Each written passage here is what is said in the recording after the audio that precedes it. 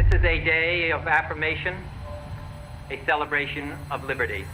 We stand here in the name of freedom. We are committed to peaceful and nonviolent change. We must recognize the full human equality of all of our people, not just to those of a particular religion, not just to those of a particular race, not just to the wealthy, but to all of the people. We must do it for the single and fundamental reason that it is the right thing to do.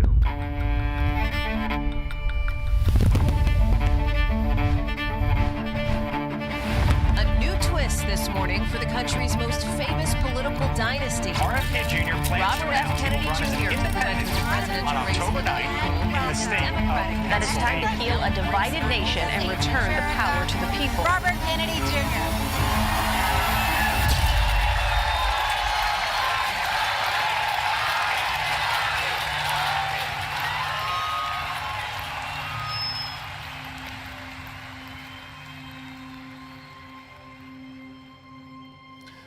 We are told today that our nation is hopelessly divided.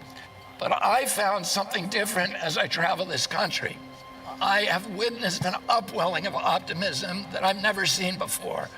Something is stirring in us that says it doesn't have to be this way.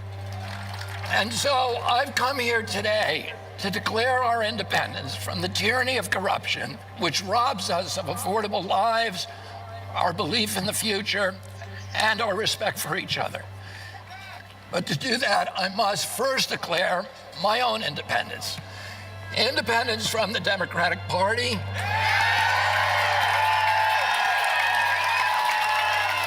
and from all other political parties.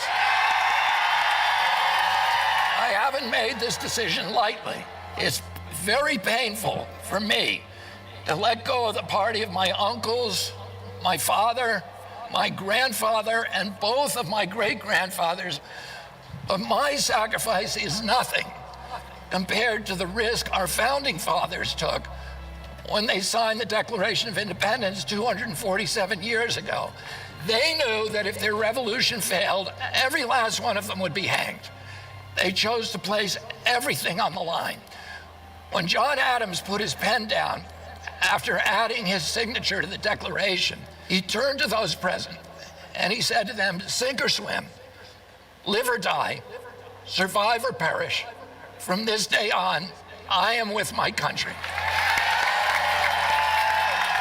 I'm going to make that same pledge to you today so that I can stand before you, as every leader should stand before you, free of partisan allegiance, free from the backroom deals, a servant only to my conscience, to my Creator, and to you.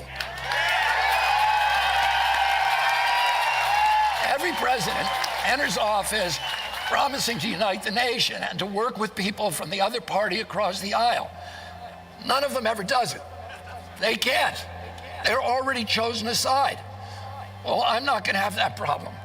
I'm going to build coalitions from both sides of the aisle.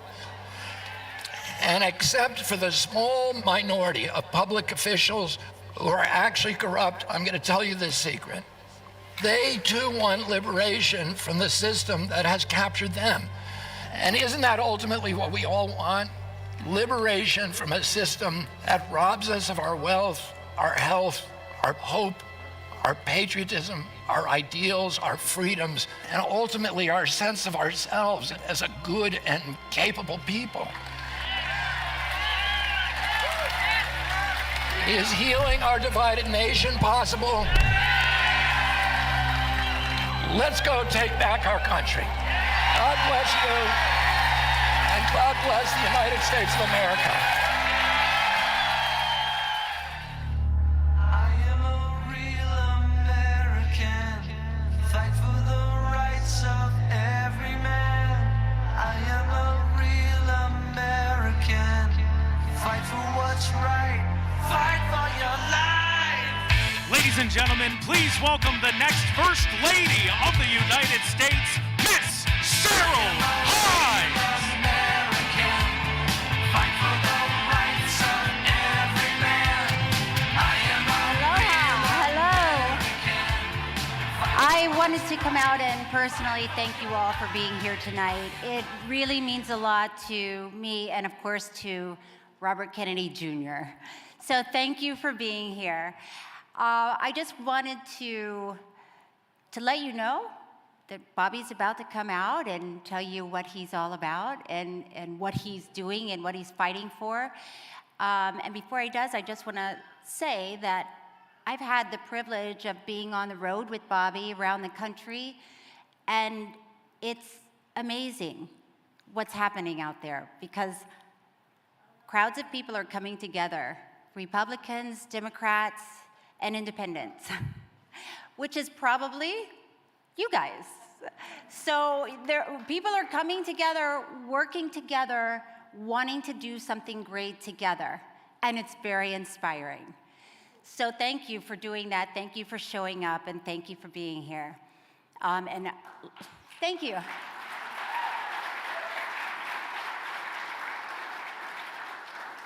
And just like Auntie Blanche was talking about Bobby and meeting Bobby, he truly does care about people. That's who he is at his core. As you may know, he's one of the most prominent environmental attorneys in the world. And he's worked very hard.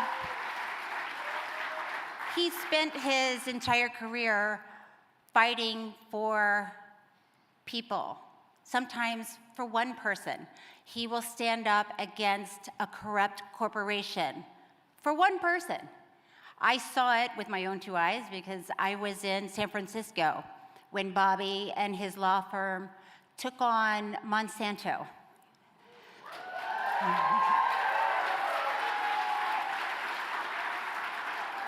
I watched it all unfold. They took on Monsanto on behalf of one man who was a groundskeeper at a school.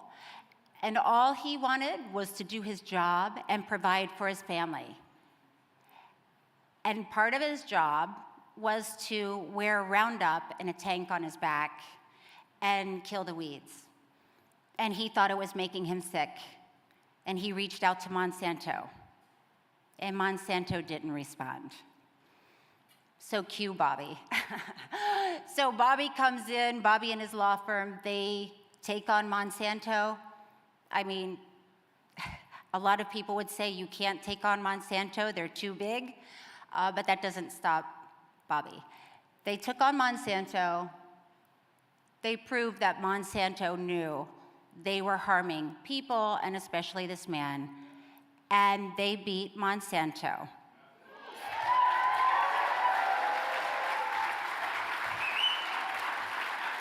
And that's just one little kernel of what Bobby's been doing. But I just want to let you know that he is here to fight for you, to fight for this country, to bring everyone together and have an amazing experience as Americans and find our happiness and joy together. So right now, please welcome the next President of the United States, Robert Kennedy Jr.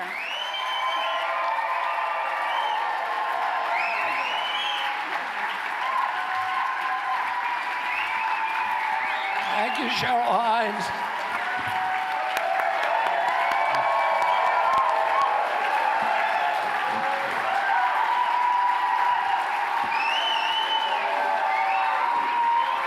Thank you.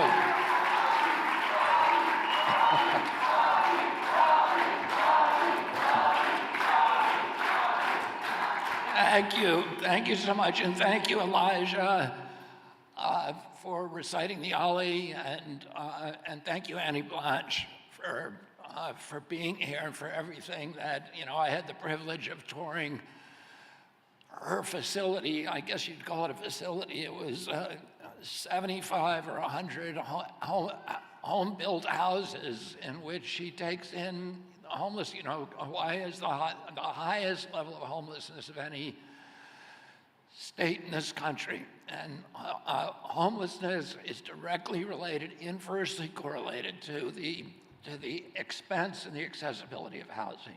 and Hawaii has the highest housing. It's at second highest housing price, $980,000 for the average home here. The national average 2 years ago was $215,000.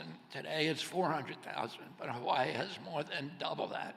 And you know, we need to be, it's critical to our economy, to our country, that we get people into homes, and particularly the young generation of kids. And I'm going to talk about that in a minute. I want to just talk about what we need to do in this state. We switched. There are 6 states where I need to get 1 million signatures to get on the ballot. President Biden, President Trump they don't need any signatures, and it's free for them. It'll cost us about $15 million to do that, but there are 6 states where it's actually advantageous to start a political party. We started one here in Hawaii called We the People in the other 5 states, and we cleared it with the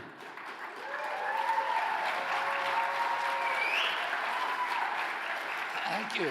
We cleared it with the Secretary of State last week, and it means that we only need 861 signatures, and we're going to get double that because we want a cushion, because we're going to get challenged by the political parties. They're going to look at every one of those signatures and make sure you didn't spell your name wrong. It looks like it does on your driver's license. We've already signed up a couple of hundred people, and we hope all of you tonight will sign on. If we get on the ballot, which we're going to do, I am very, very confident that we can win this election.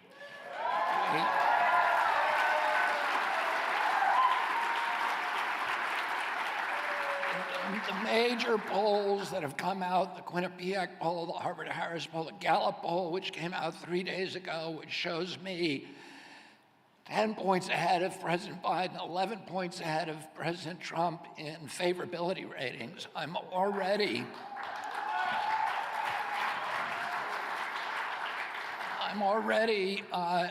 beating President Biden and President Trump in all Americans under 45 years of age. And I'm beating them among independents, which is now this is the first election in history where independents are the biggest political party. And what that means is that technically or hypothetically, all I need is 34 points to win the election, because it's winner take all. And I'm running it. If the other 2 guys got 33 each, which is not likely, but all it means is I need to get 10 more points. I need to get 4.5 points from each one of them and I have 10 months to do it. And I'm in better shape than any independent in history prior to.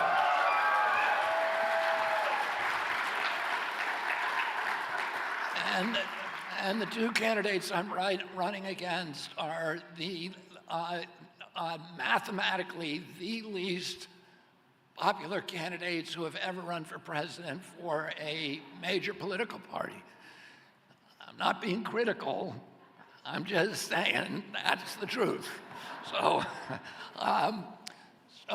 And you know, I think a lot of Americans are tired of voting for the lesser of 2 evils.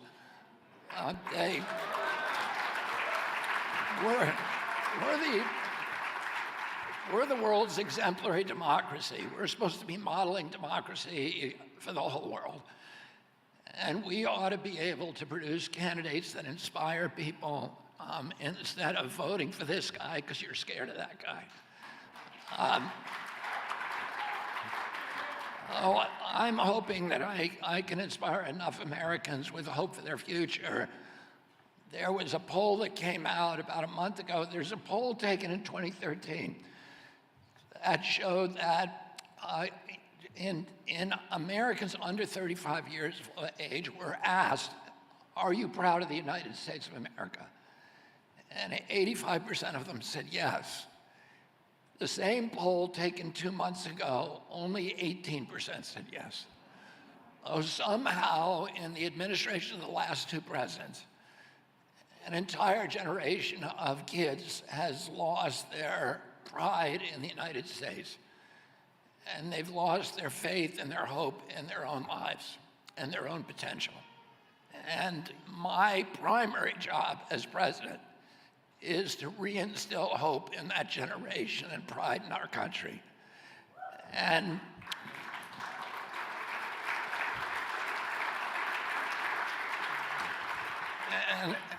because if we can't make that generation proud of our country, if we can't give them, and you know, I have 7 children, and 6 of them are in that 20 to 30 range.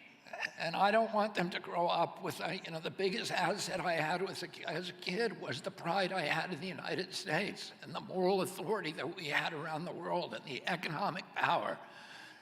The American middle class was the greatest economic engine in the history of humanity. And today we've systematically strip mine the wealth and equity from the American middle class. And, you know, the central promise of the American dream when I grew up was if you worked hard, if you played by the rules, you could buy a house, you could finance a house, you could raise a family, you could take a summer vacation, you could put something aside for your retirement on one job. There is nobody in my kids' generation who believes that that promise applies to them. And you know, what's happening here in Hawaii with the homelessness, I see the same thing in California. We have half the homeless people and unsheltered homeless in America are in California. And it's not because they're drug addicts. It's not because they're mentally ill.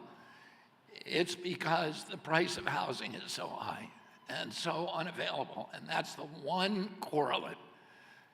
West Virginia has much higher drug addiction and much higher poverty, but it doesn't have a homelessness problem. It has directly to do with housing, and a lot of that is because these giant corporations, BlackRock, State Street, Vanguard, Fidelity, Blackstone, are buying up the single-family homes in this country, and our kids are being forced to compete for the cost of money against Larry Fink, who has $10 trillion under management and more than a perfect credit rating. And there's no way, and you know, so many of them, you know, people will tell you stories. I was about to go on to escrow in a house. I was about to put a contract down. And somebody comes in at the last minute and with a cash offer 20% greater than the market rate and takes it off the market. And then you look to see who is this person who just stole my home. And it's an LLC with an ambiguous name. And when you pull the strings, it will lead you to BlackRock, State Street, Vanguard, Blackstone, Fidelity. And those 3 companies, BlackRock, Vanguard, and State Street, own already 89% of the S&P 500. And they own all the business in this country. And they're now going after our agricultural land, and they're going after residential housing. And it's making this, it's turning our country from a ownership society into a rental society. And when we do that, we will go from being citizens to being subjects. Thomas Jefferson said that American democracy is, the survival of our democracy is rooted in the possession of the landscapes by a diversity of tens of thousands of yeoman owners, families, and individuals, each with a stake in our system of government, each with a stake in our economy. If you own property, you have equity. And that means if you can borrow money, which means that if you have an entrepreneurial impulse, you can pursue it. But if you don't own equity, you're not part of the capitalist system. You're not part of free market capitalism. And we're going from having free market capitalism to be having corporate crony capitalism. And 52% of the American economy is small business. 75% of the employment is small business. And that is being eradicated right now. And my job as president is to make an ecosystem that is more friendly to small business than big business. And that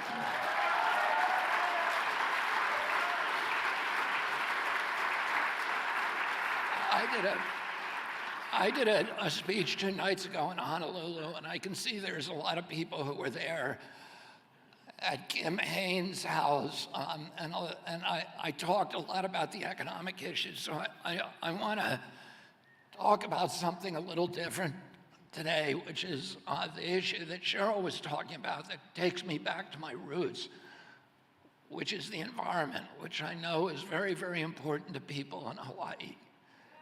And I'll tell you kind of how I got to this place. I went to work I wanted to be an environmental, do something on the environment or outdoors from when I was a little kid. I wanted to be a scientist or a vet or an explorer or something that would put me outdoors. And in 1983 or 1984, I went to work for a blue-collar coalition of commercial and recreational fishermen who were trying to reclaim the Hudson River. We have on the Hudson the oldest commercial fishery in North America. It's 350 years old. Many of the people that I've represented for almost 40 years come from families that have been fishing the river continuously since Dutch colonial times. It's a traditional gear fishery. They use the same fishing methods that were taught by the Algonquin Indians to the original Dutch settlers of New Amsterdam and then passed down through the generations. And one of the enclaves of the commercial fishery on the Hudson is a little village called Crotonville, New York, that's 30 miles north of New York City on the east bank of the river. And the people who lived in Crotonville in 1966 were not your prototypical, affluent environmentalists. They were factory workers, carpenters, lathers, electricians. Half the people in Crotonville made their living, or at least some part of it, crabbing or fishing the Hudson. And in 2 years earlier, March in 1964, Penn Central Railroad began vomiting oil from a 4.5-foot pipe in the Croton-Harmon rail yard. And the oil went up the river on the ties, and it blackened the beaches, and it made the shad taste of diesel, so they couldn't be sold at the Fulton Fish Market in New York City. The people who lived in Crotonville most of them had little expectation they'd ever see Yosemite or Yellowstone or Hawaii or the national parks. They didn't have the resources to take their families elsewhere, but for them, the environment was their backyard. It was the bathing beaches, the swimming holes, the fishing holes of the Hudson. That was their property values, their livelihood, their recreation. Everything was about the sustainability of that river.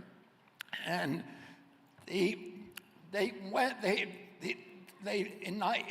of 1966, the entire population of Crotonville came together in the American Legion Hall. Crotonville, like Hawaii, was a very patriotic community. It had one of the highest enlistment rates and one of the highest mortality rates in World War II. Virtually the entire male population joined the Marines the day after Pearl Harbor. And these weren't radicals, they weren't militants. They were people whose patriotism was rooted in the bedrock of our country.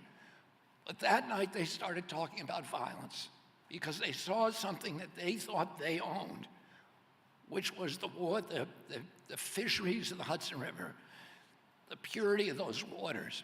And it was being robbed from them by large corporate entities over whom they had no control.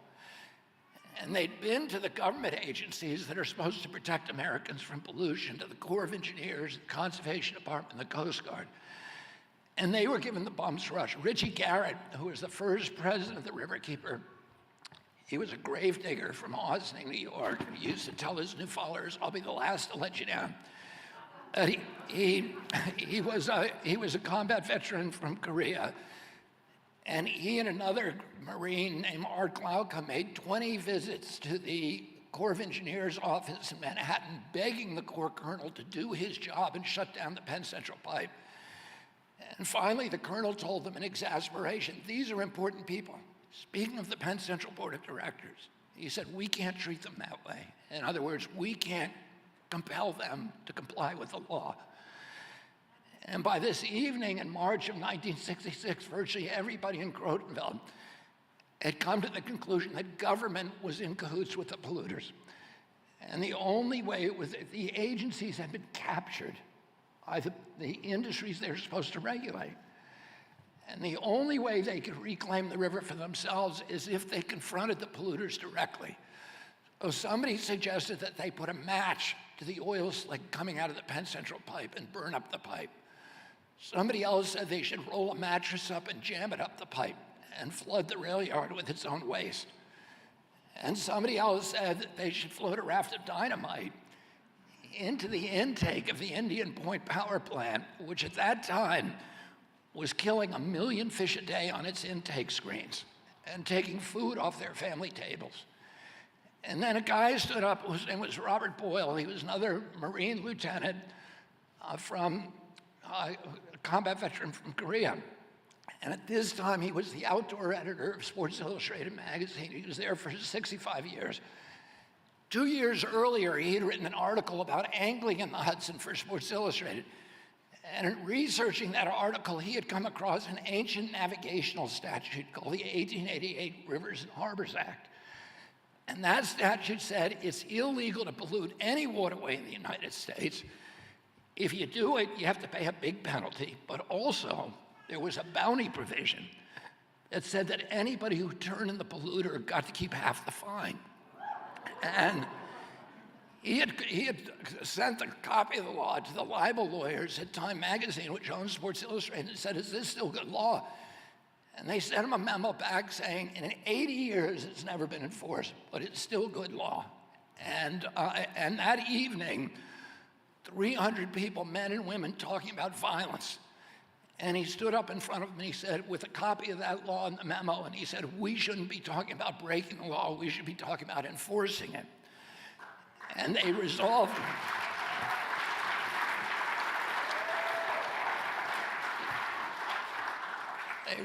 that night that they were going to start a group that was then called the Hudson River Fishermen's Association, later became Riverkeeper. And they were going to go out and track down and prosecute every polluter on the Hudson. 18 months later, they collected the first bounty in United States history under this 19th century statute. They shut down the Penn Central pipe.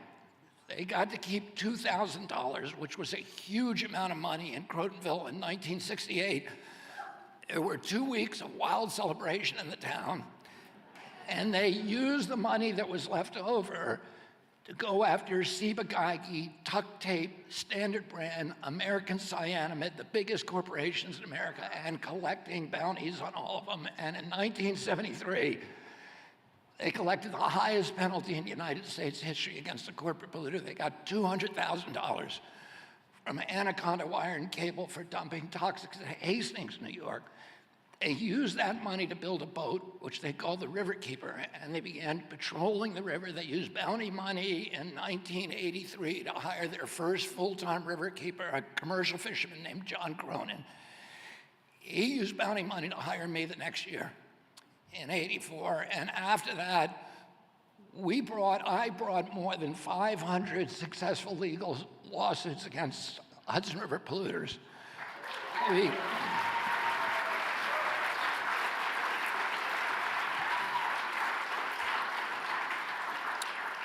We forced polluters on the river to spend more than $5.5 billion in remediating the river. And today, the Hudson River, when I started working on it, was a national joke. It was dead water, zero dissolved oxygen for 20-mile stretches north of New York City, south of Albany. It caught fire. It turned colors, different color every week, depending on what colors they were painting the trucks at the GM plant in Tarrytown. Today, it's the richest waterway in the North Atlantic. It produces more pounds of fish per acre, more biomass per gallon than any other waterway in the Atlantic Ocean.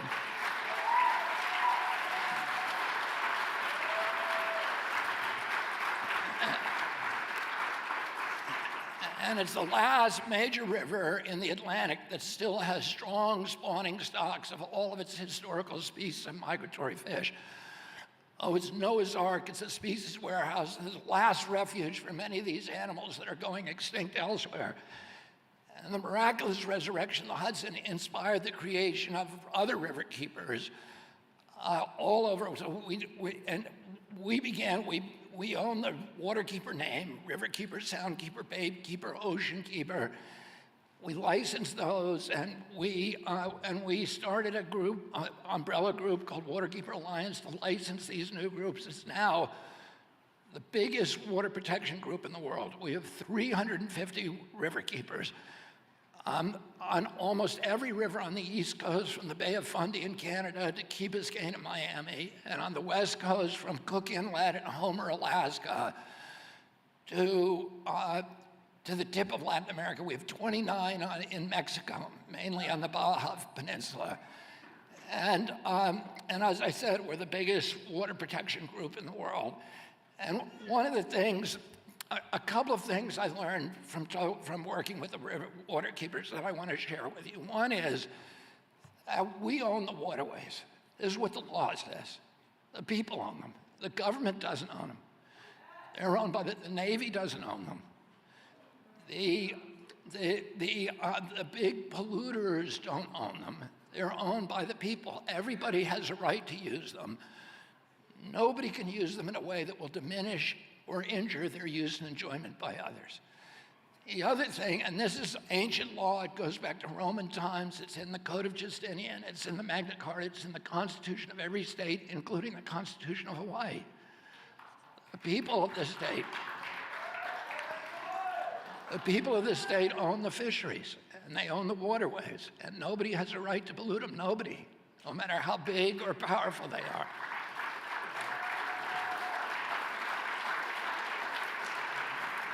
Whether the big pesticide companies and Monsanto and Syngenta and the other ones that are, poisoning Kauai, that's not legal what they're doing. They may be able to get away with it because they've captured an agency and they're not enforcing the law, or what they're doing is illegal.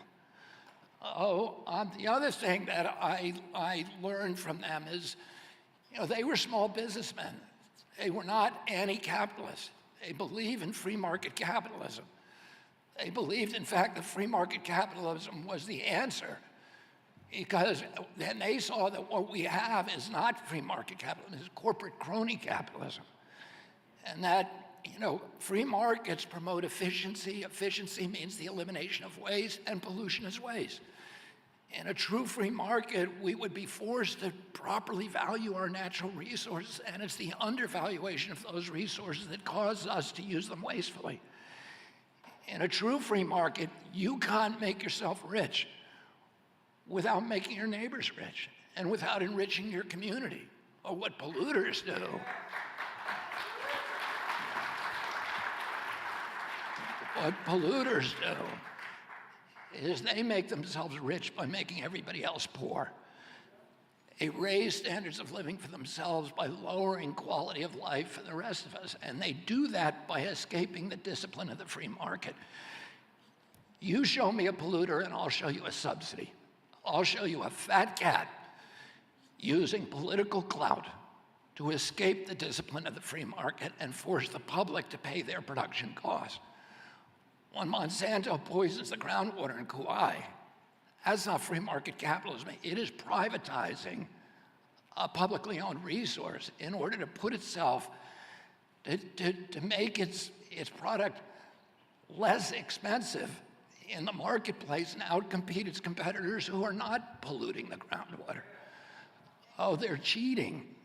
And I did as an environmental lawyer, I told people, I'm an environmentalist, but I'm also a free marketeer. I go out into the marketplace and I catch the cheaters. And I say to them, we're going to force you to internalize your costs the same way that you internalize your profits. You can't force the public to pay your production costs.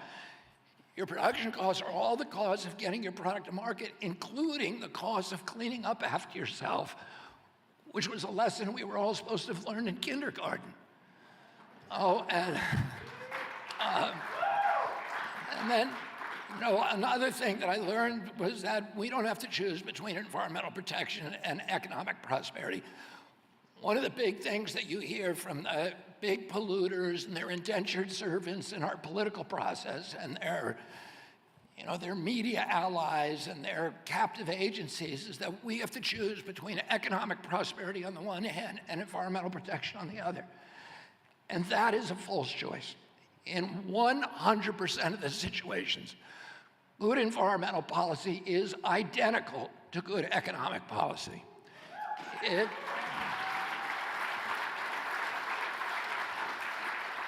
If we want to measure our economy, and this is how we ought to be measuring it, based upon how it produces jobs and the dignity of jobs over the long term, and how it preserves the value of the assets of our community.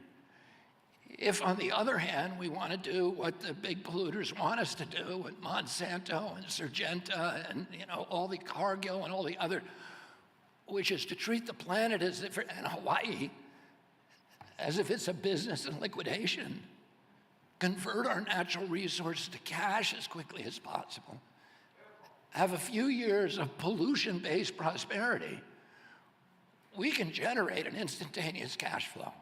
And we can make a few people billionaires by impoverishing the rest of us. But our children are going to pay for our joyride. And they're going to pay for it with denuded landscapes and poor health and huge cleanup costs that are going to amplify over time and that they'll never be able to pay. Environmental injury is deficit spending. It's a way of loading the cost of our generation's prosperity onto the backs of our children. And one of the things that I've done over my 40 years as an environmental advocate is to constantly go around and confront this argument that an investment in our environment is a diminishment of our nation's wealth. It doesn't diminish our wealth. It's an investment in infrastructure. The same as investing in telecommunications or road construction. It's an investment we have to make if we're going to ensure the economic vitality of our generation and future generations. And, we're not protecting nature for the sake of the fishes or the birds. We're protecting it for our own sake because nature enriches us. The fishes and birds enrich us by their existence. The same way,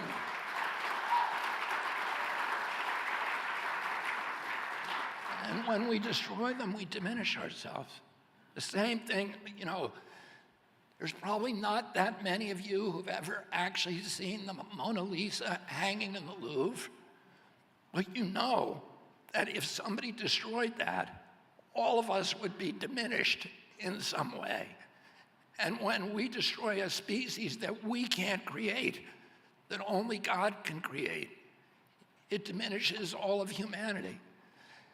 And nature is our infrastructure. It's the landscapes that we share, the shared resources, those things that cannot be reduced to private property ownership, what we call the commons, the fishes, the birds, the wildlife, the wilderness, the public lands, the rivers, the aquifers, the shorelines, those things by their nature are owned by all the people. When those are the things that link us to our past, to our history, to the 20,000 generations of human beings who lived before there were laptops, that link us to our culture, to our literature, and ultimately to God. And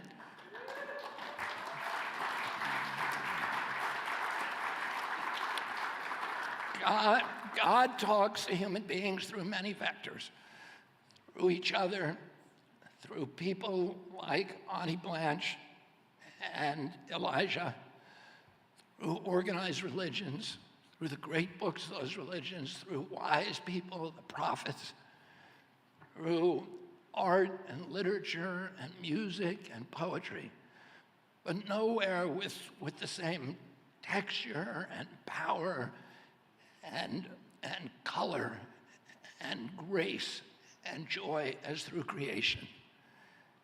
And when we destroy creation, we diminish ourselves and we impoverish our children. And that ultimately is not just a crime, but it's a sin.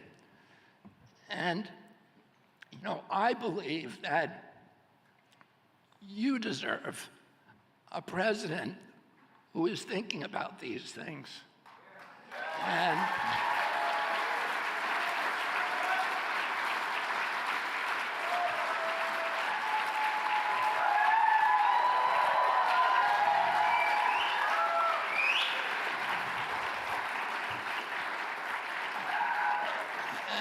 who's thinking about, how to get our kids into houses and considers that the biggest national emergency, and who's thinking about the chronic disease epidemic that is now debilitated 60% of our young people. With these we have the highest chronic disease rate of any people on earth, any people in history. Why is that? Why does America have the highest, why do we have the highest level of neurological disease, ADD, ADHD, speech delay, language delay, tics, Tourette syndrome, ASD, and autism? We know, when I was a kid, we didn't know about any of these things.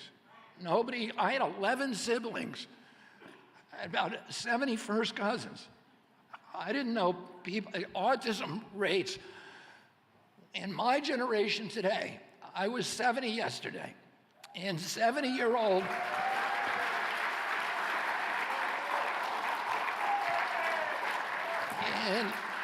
in 70-year-old men, the autism rate today is 1 in 10,000.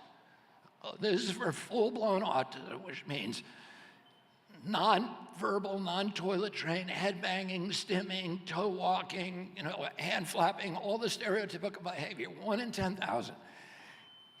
And my kids' generation is 1 in every 34 kids. Why is nobody asking what happened? Why isn't NIH, why is not that the epidemic, the pandemic that we're worried about?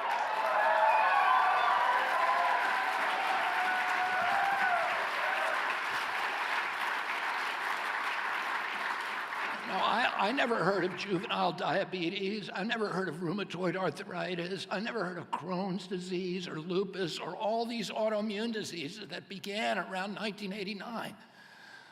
I never knew anybody with a peanut allergy. There was nobody that I ever met had a peanut allergy as a kid. Why do 5 of my 7 kids have allergies?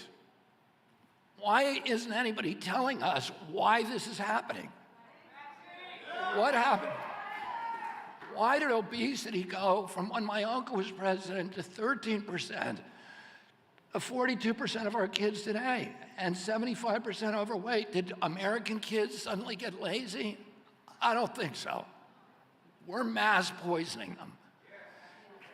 And somebody ought to be telling us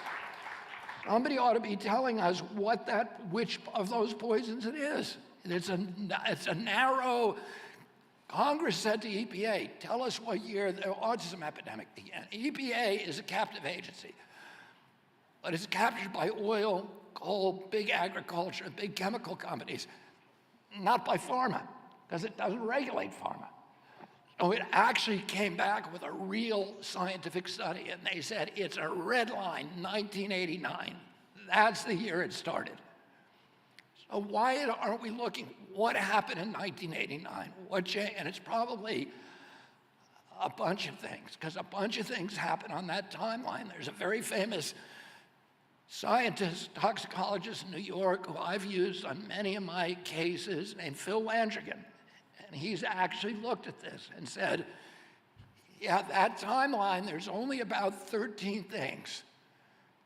There's glyphosate from Roundup, neonicotinoid pesticides, there's atrazine, which is in 63% of our water, there's high fructose corn syrup, there's PFOAs and PFASs, the forever chemicals that would put in all of our kids' pajamas and all of our furniture on that timeline. There's cell phone radiation. I just won a big case on that in front of FCC.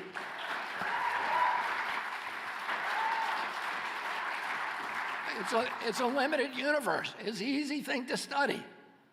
Why isn't it being studied? We had the highest death rate during COVID of any country in the world, the highest body count. We had 12% of the COVID deaths in our country, but we only have 4.2% of the population. Why are people getting awards for the manner? We literally had the worst record of any country in the world. And when CDC is asked to explain this, they don't want to say, oh, we mismanaged it. So what do they say? They say that's because we have the highest chronic disease burden in the world. The average American who died from COVID had 3.8 chronic diseases. They had maybe asthma and diabetes and obesity and one other thing. But it doesn't ask the next obvious question, why? Why are we, which has the best healthcare system, the most abundant food, the richest country in the history of the world, why are we the sickest? Why is nobody, the people from COVID, virtually 100% of the people who died from COVID died in the hospital, and they had 3.8 chronic diseases.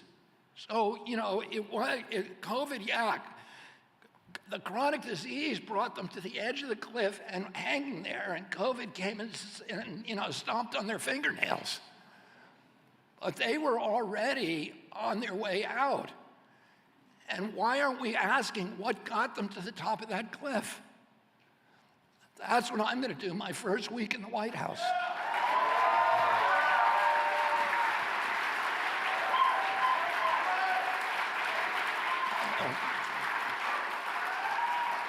Now, I'm running out of time, so I'm gonna say this. I said when I made my announcement 8 months ago in Boston, I said, the polarization that is now destroying our country is more toxic than any time in the Civil War, and it's orchestrated. Of course, because they don't want us to see what they're doing with chronic disease, with taking our homes, with charging 22% interest on our credit cards, with all of the things that they're doing, and having the continuous wars that enrich Raytheon and General Dynamics and Northrop Grumman and Boeing and Lockheed, and impoverish the middle class in this country and have made it less safe to be an American here and elsewhere around the world, and have bankrupted the middle class.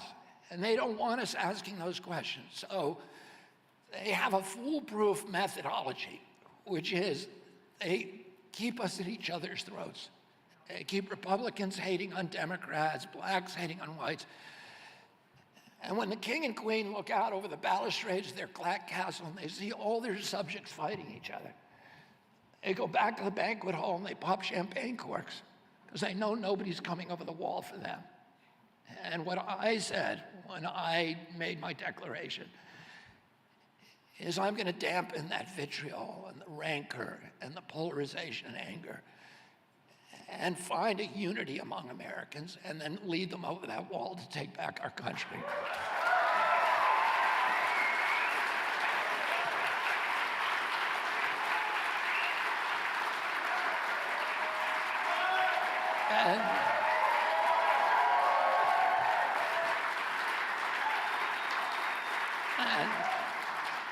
And what I found over when Cheryl was talking about it, what we found is that I tried to identify the values that we all have in common rather than focus on these culture war issues that keep us all at each other's throats. And it's like the jangling keys. They keep saying, look at the keys over here while they're robbing the bank over here.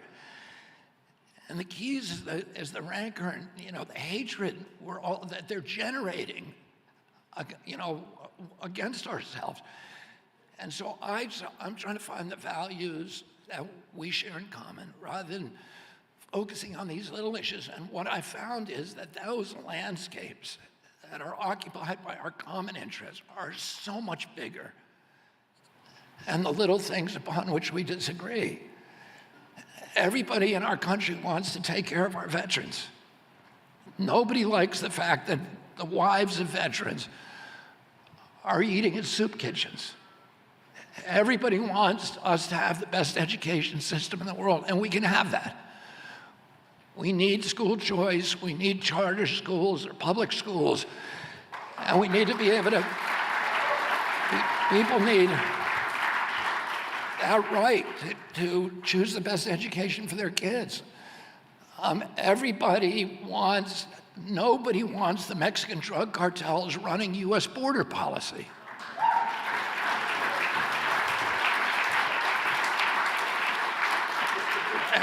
People want to be kind to immigrants, but they need to come in legally. and they need to have a path to citizenship.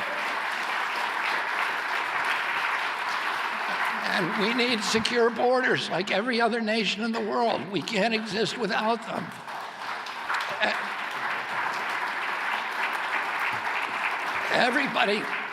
Everybody wants to end the chronic disease epidemic. Everybody wants to protect the environment. Now, if you want to start a fist fight, talk about climate change, and only climate change. But if you want people to come together, talk about the issues that I was talking about pollution, and about quality of life, and about toxicity in our kids, the destruction of sacred places, the destruction of our wetlands, our rivers, our shorelines, our waterways. And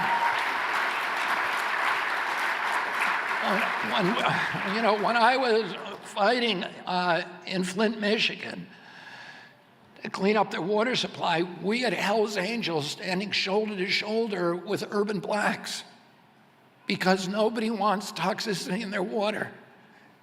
And you don't have to believe a line on the graph. By the way, I believe climate is existential, but I know a lot of people don't believe that, and I'm okay with that.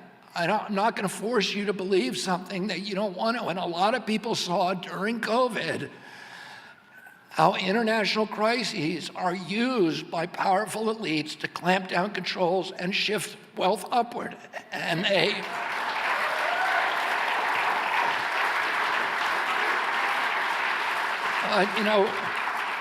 when we did Standing Rock, we had the same thing. There were people from every walk of life. There were Republicans there, and Democrats, and business people, and workers, and labor. And because we didn't sell it as a climate issue, we talked about the importance of a sacred site, of an incomparable place, and the water supply for indigenous people, and there was a wave of support for it.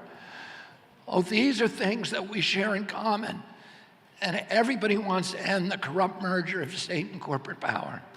Everybody.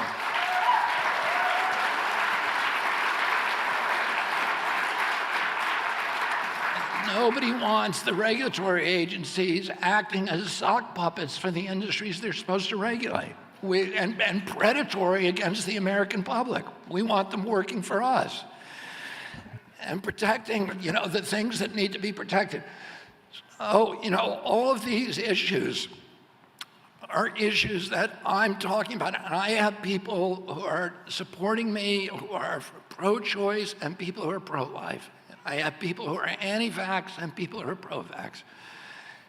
And I have Republicans and Democrats and independents, and they're all people who say, I don't need my candidate to be 100%, but I want somebody who's going to tell the truth to me. And I want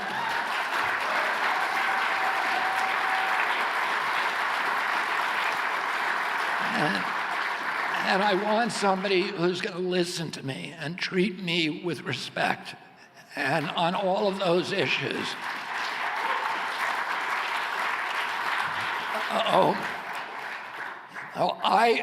I know how to do this. I know how to fix this. And all these politicians come in saying, I'm going to drain the swamp, and none of them ever do. And they don't because they don't know how to fix these agencies. And they're so huge, and it's so intimidating. And so President Trump, I'm quite sure, actually honestly and sincerely believed that he was going to drain the swamp. But he brought in John Bolton to run NSA, the template for swamp creatures.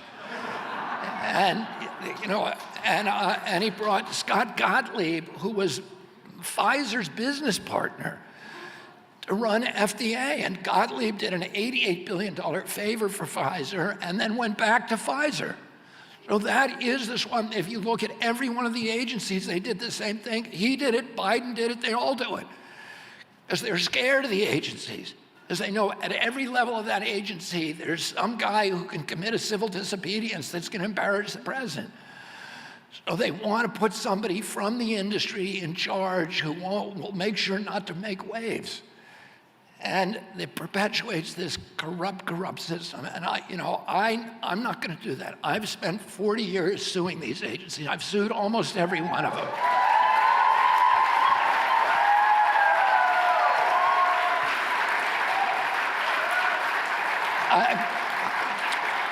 I've sued FDA, I've sued CDC, I've sued NIH, I've sued EPA probably more than any other agency, any other attorney in this country.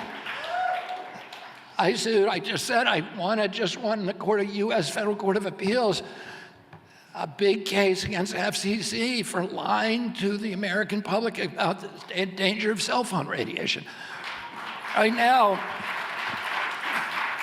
yeah, that's another conspiracy theory that the courts have said I was right on.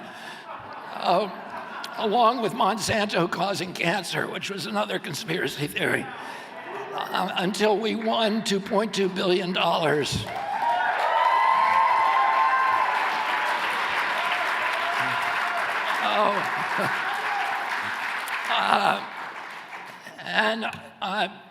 And I have, right now I'm in litigation involving DOT, Department of Transportation, because I'm representing 1,000 families in East Palestine, Ohio, whose lives were upended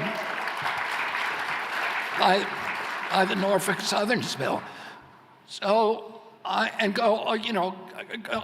sued USDA many times, and I've sued Smithfield and Purdue and Cargill and Monsanto and all the industries that it regulates. When you litigate against one of these agencies, you get a PhD in corporate capture, and you understand. In many cases, I know the individuals in those agencies who need to be moved, and I know the perverse incentives that are built into those agencies that put corporate capture on steroids. Why is FDA's budget 50% of it coming from pharmaceutical companies?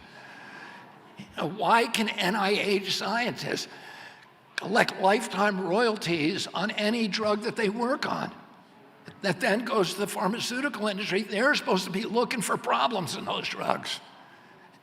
But they're paying for their boat and their alimony and their mortgages and their kids' education with the money. So they're turning a blind eye to the bad news. And you can design a study that looks at only the good stuff, and that's what they do. And so, I know how to unravel you. I have a PhD in unraveling corporate capture, and I can't wait to start doing it.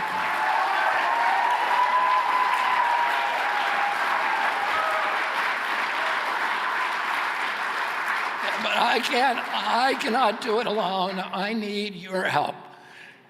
And before I close, I'm gonna say this, that I'm gonna do a selfie line after this.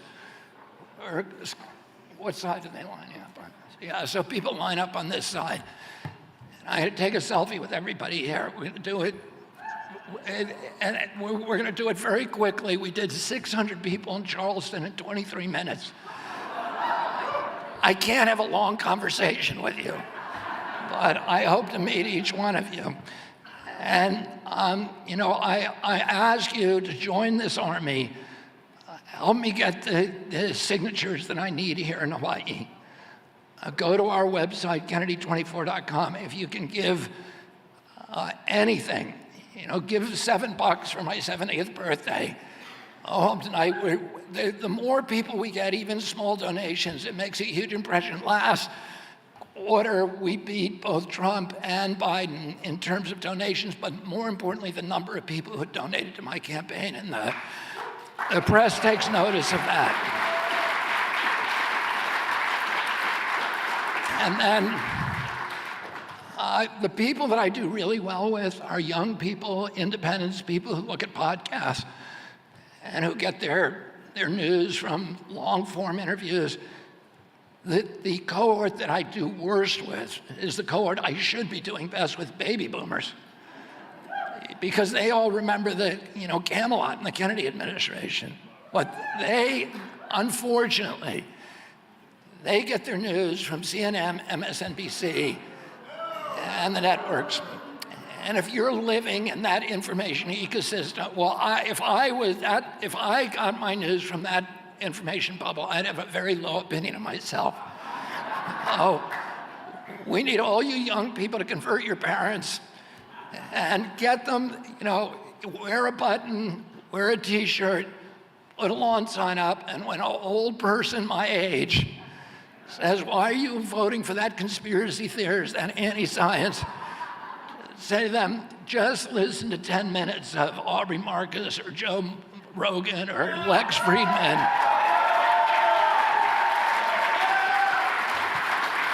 And we find we have a really high conversion rate. I don't have to get all of them. I just have to get a few more of them between now and the next 10 months. So please go out and convert your parents, and